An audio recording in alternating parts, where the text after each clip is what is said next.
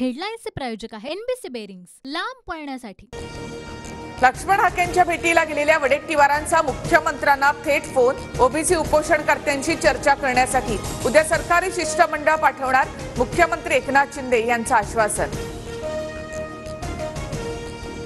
50% वरचं आरक्षण कोर्टामध्ये टिकत नाही, याआधी सुद्धा कोर्टाचे निकाल मर्यादा ओलांडून दिलेलं आरक्षण पाटणा हायकोर्टानं रद्द केल्यानंतर बावनकुळेंचं भुवया उंचावणारं विधान।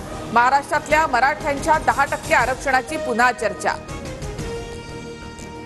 प्रकाश आंबेडकर यांनी घेतली लक्ष्मण हाकेंची भेट। मराठा आणि ओबीसी आरक्षणाचं ताट वेगळं असायला हवं, आंबेडकरांची प्रतिक्रिया। अमोल कीर्तीकर यांचा पराभव संशयास्पद, भ्रष्ट निर्णय अधिकारी का नेमला? शिंदे गटाच्या गजानन कीर्तीकर यांचा सरकारला घरचा आहेर। लोकसभेच्या आकडेवारीचा विचार केल्यास आम्ही 155 जागा जिंकू, शरद पवारांचा दावा। तर लोकसभेतील विरोधी पक्षनेते पदाबाबत काँग्रेस पक्ष ठरवेल, शरद पवारांचं वक्तव्य। पक्ष चिन्ह असतं तर आम्ही 20 ते 22 जागा जिंकलो असतो। एकनाथ शिंदेंनी स्वतंत्र पक्ष स्थापन करून लढावं, संजय राऊतांचा शिंदेंवर हल्लाबोल।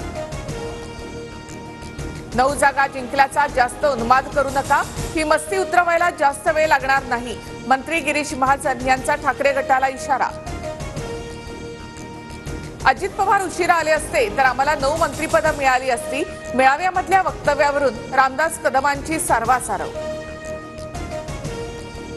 रायगडची जागा तटकरेंना मिळावी म्हणून आम्ही प्रयत्न केले, सुनील तटकरे माझ्यामुळे निवडून आले, शिवसेना नेते रामदास कदम यांचं वक्तव्य। पंतप्रधान मोदी रशिया युक्रेन युद्ध थांबवू शकतात, मात्र ते भारतातील पेपरफुटी थांबवू शकत नाहीत। राहुल गांधींचा पंतप्रधान मोदींना टोला, तर पेपरफुटी संदर्भात पंतप्रधानांना उत्तर द्यावं लागेल, राहुल गांधींची प्रतिक्रिया।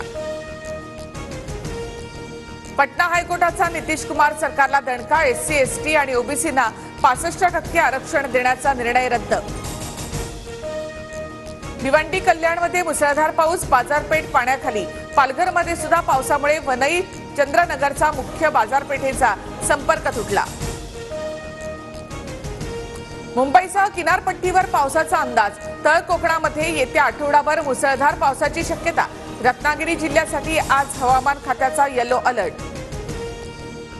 हेडलाईन्सचे प्रायोजक आहे एनबीसी बेरिंग्स, लांब पळण्यासाठी।